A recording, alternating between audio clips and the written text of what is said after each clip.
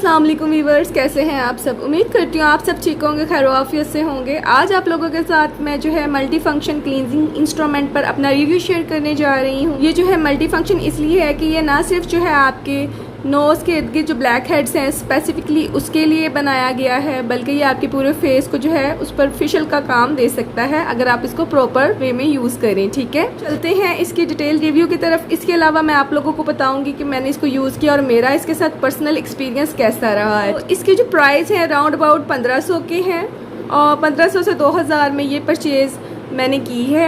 अगर आप किसी ब्रांड की परचेज़ करेंगे तो और ज़्यादा एक्सपेंसिव मिलेगी। ये मेड इन चाइना है तो लिहाजा इस वजह से इतनी एक्सपेंसिव नहीं है। ये इसकी तमाम डिटेल्स हैं। इसको मैं स्लो मोशन में ऊपर जो है करती जाऊंगी ताकि आप देख लीजिए कि क्या सारी डायरेक्शन ऑफ यूज़, क्या सिक्योरिटी टिप्स मेंशन है।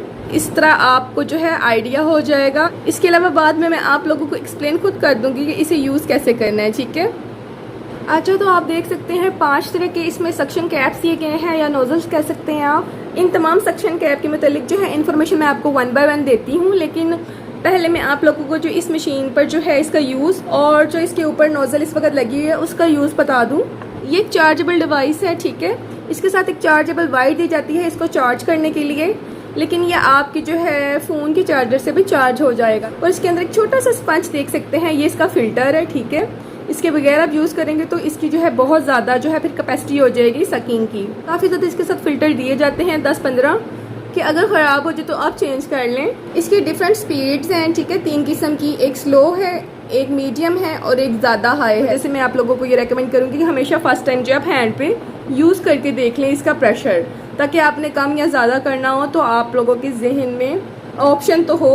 आप देख सकते हैं ये जो कैप है इसकी जो नोज़ल है वो काफ़ी ज़्यादा वाइड है और ये तकरीबन तमाम फेस के ऊपर, चीक्स के ऊपर, फोरहेड के ऊपर यूज़ होती है और ज़्यादा एरिया को जो है ये टारगेट करती है। ये बटन जो है कम करने के लिए है और बंद करने के लिए आपको इधर थोड़ी देर जो है होल्ड करना होगा तो ये ऑफ हो जाएगा। ठीक है, अगर आप फर्स्ट टाइम यूज़ कर रहे हैं तो मैं आप लोगों को रेकमेंड करूँगी कि ये कम वाइड जो नोज़ल है ये यूज़ कीजिएगा। इसलिए मैं आप लोगों को कहूँगी कि थोड़ा सा पोर्शन पहले आप लोग टारगेट कीजिएगा ताकि आप लोग जो है अपनी स्किन को हर्ट ना कर लें। ये वाली जो नोज़ल है ये आपके फोरहेड, चीक्स और चिन के जो है ब्लैक हेड्स को, वाइट हेड्स को अच्छी तरह क्लीन आउट कर देगी, लेकिन इससे जो है कम एरिया जो है टारगेट होगा। ठीक है, ये आप माइंड में रखिएगा, ये थोड़े एरिया को कवर करती है फेस के। ये वाली जो नोज़ल है ये आपके फेस पर एज स्क्रबिंग के तौर पर यूज़ होती है। इसकी जो सरफेस है वो एक्सफोलिएशन के लिए बनाई गई है। इससे आप अपने पूरे फेस की, नोज़ की स्क्रबिंग कर सकते हैं। एक्सफोलिएशन के लिए जी ये वाला कैप है। ये वाला जो कैप है स्पेसिफिकली जो है डीप एरियाज को जो है टारगेट करता है, जैसे कि चिन के इर्द गिर्द, आईज के इर्द गिर्द, लेकिन आपने आंखों के इर्द गिर्द इसको यूज नहीं करना। मैं इसको आपको आंखों के इर्द गिर्द यूज करना बिल्कुल भी रेकमेंड नहीं करूंगी क्योंकि आई एरिया जो है बहुत ज्यादा सेंसिटिव होता है। बाज लोग जो इसको है आईज के इर्द गिर्द भी रेकमेंड करते हैं। आंखों के आपने इर्द गिर्द इसको बिल्कुल भी यूज नहीं करना, नहीं तो आपकी आंखों की इर्द गिर्द की जो स्किन है वो ढलक जाएगी। आप इसको चिन के इर्द गिर्द यूज कर सकते हैं, शेप आप देख लें। वैसे तो आप ओवरऑल इसको पूरे फेस पे भी यूज कर सकते हैं। ठीक है, ये जो कैप आप देख रहे हैं जिसके साथ ये वाली नोजल दी गई है ये स्पेशली जो है नोज के इर्द गिर्द वाले एरियाज जो होते हैं उसको टारगेट करता है और आप इसे जो है नोज के ऊपर से भी अच्छी तरह रिमूव कर सकते हैं अपने ब्लैक हेड्स और व्हाइट हेड्स। मैं आप लोगों को इसको अपने हैंड पे यूज करके दिखाती हूँ एक दफा। इसको जो है हमने अपवर्ड में यूज करना है। ये आप देख सकते हैं सबसे कम पावर पर है इस वक्त। अगर ज़्यादा देर में एक जगह पे इसको प्रेस करके रखूंगी तो सर्कल बन जाएगा और ब्लड सर्कुलेशन रुक जाएगा, जिससे मेरा जो है वो एरिया सुर्ख हो जाएगा। इसलिए हमने इसको मूव करते रहना है। ठीक है, ये देखें हमने इसको स्लोली मूव करते रहना है, ज़्यादा प्रेशर नहीं डालना। अगर हम एक जगह पे ज़्यादा देर स्टे करेंगे तो आपका जो है साफ नहीं होगा बल्कि वहाँ सर्कल बन जाएगा। यूज़ करने से पहले इसको बाकायदा स्किन को प्रेप किया जाता है। वो प्रेप नहीं की वो मैं आप लोगों को बता दूंगी। कि आप देख सकते हैं मेरे हैंड की जो सिचुएशन है किस तरह सारा हाथ सुर्ख हुआ है। ठीक है, इसको मैंने बगैर प्रेप किए यूज़ किया है, वजह से मेरे हैंड की ये कंडीशन है। यूज़ करने से पहले जो स्टेप्स करने हैं उनको फॉलो करना है, उसके बाद यूज़ करना है, नहीं तो आपकी स्किन पर जो है इचिंग स्टार्ट हो जाएगी, रैशेज हो जाएंगे, आपकी सर्कुलेशन जो है ब्लड की वो रुक जाएगी। आपने इसको यूज़ करने से पहले अच्छी तरह क्लींजिंग करनी है, चाहे क्लींजिंग बाम से करें, क्लींजिंग ऑयल से करें या किसी अच्छे क्लींजर से करें। क्लींजिंग करने के बाद आपने जो है कोशिश करनी है कि स्टीमर से स्टीम ले लें। नहीं स्टीमर है तो आप किसी देचकी में पानी रखें, बॉईल करें उससे स्टीम ले लें, ठीक है। उसके पास अपना फेस करेंगे तो आपके जो है पोर्स सारे जो हैं वो ओपन हो जाएंगे। उसके बाद जी अगर आप इतनी मेहनत भी नहीं कर सकते तो आप ये कीजिए कि आप जो है गर्म पानी लें, उसमें टॉवल जो है डिप करके रखें। जब वो नॉर्मल हो जाए, जो आप बर्दाश्त कर सकें अपने फेस पर, उस टॉवल को अच्छी तरह निचोड़ने के बाद अपने फेस पर जो है उसको रख दें और थोड़ी देर बाद जो है उसकी गर्माइश से आपके पोर्स जो है वो ओपन हो जाएंगे।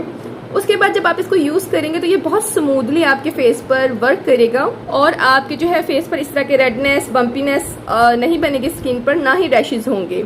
तो इन स्टेप्स को फॉलो किए बगैर इसको यूज करना नहायत अहमकाना हरकत है, जो कि आप मत कीजिएगा, ठीक है। ये जरूरी नहीं है कि आप इसे पूरे फेस पर यूज करें, आप जस्ट जो है अपने टारगेट एरियाज पर भी यूज कर सकते हैं अगर करना चाहें तो, चीक्स पर, चिन पर, नोज पर। लेकिन एक बात आप याद रखिएगा, जो ब्लैक हेड और वाइट हेड्स का इशू है वो जस्ट फेस की अपर लेयर में नहीं होता, वो डीप डाउन हो रहा होता है, जिसकी वजह से जो है आपको बार बार ब्लैक हेड्स और वाइट हेड्स होते रहते हैं।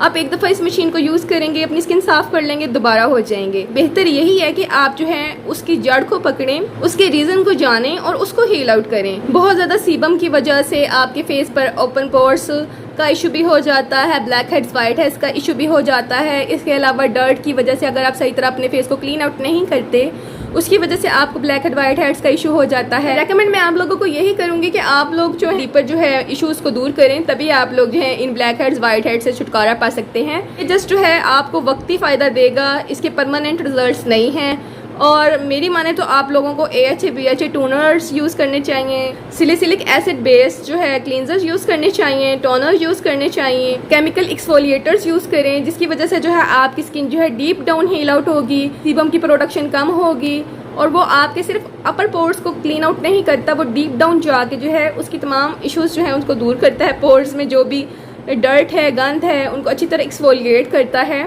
रेकमेंडेशन की बात है तो मैं आप लोगों को इसको रेकमेंड करने के बजाय कोई अच्छा सा AHA BHA टोनर या कोई अच्छा सा एक्सफोलिएटिंग क्लींजर या सीरम जो है वो रेकमेंड करूँगी।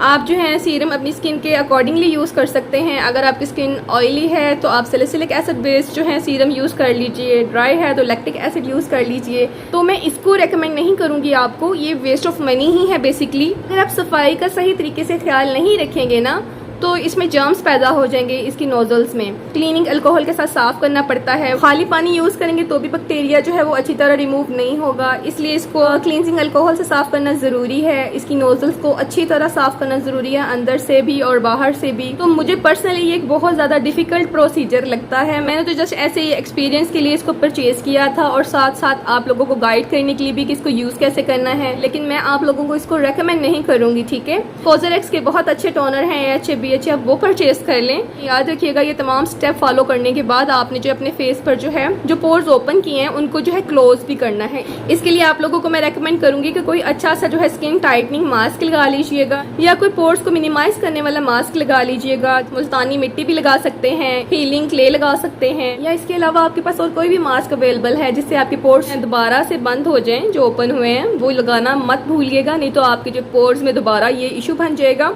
डर्ट का और उससे ये होगा कि फिर आपको एक्नी हो सकती है। इसलिए जो पोर्स आपने ओपन किए हैं उनको क्लोज करना भी उतना ही ज़रूरी है, नहीं तो आप लोगों को बहुत ज़्यादा पिंपल्स और एक्नी का सामना करना पड़ेगा। मुझे उम्मीद है आप लोगों को आज की वीडियो अच्छी लगी होगी तो इसे लाइक कीजिएगा, चैनल को सब्सक्राइब करना मत भूलिएगा, बेल आइकन का बटन क्लिक कर लीजिएगा और अपना बहुत सा ख्याल रखिएगा। टेक केयर, अल्लाह हाफिज़, बाय बाय।